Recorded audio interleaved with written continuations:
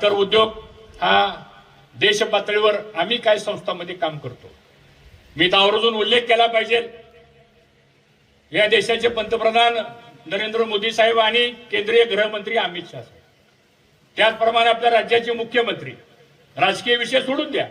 पण आज यांनी ह्या साखर उद्योगाकरता निश्चितपणाने काही धोरण अशी स्वीकारली, मग ते इथेनॉलचं धोरण असेल, इन्कम टॅक्स माफीचं धोरण असेल, एक्सपोर्टची पॉलिसी असेल, किंवा इन्शुरन्स स्कीम आणून 2-2 लाख कोटी रुपयाची कर्ज उभारणी 6% व्याजानं देण्याच्या संदर्भातलं काम असेल, आणि बघता बघता आज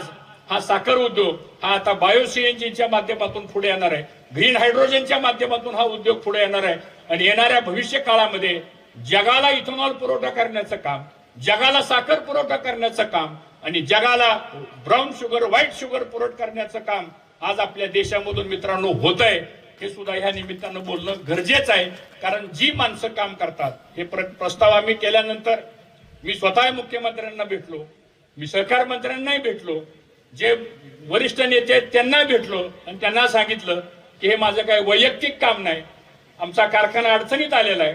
आमचं आर्थिक संकट मोठं आहे,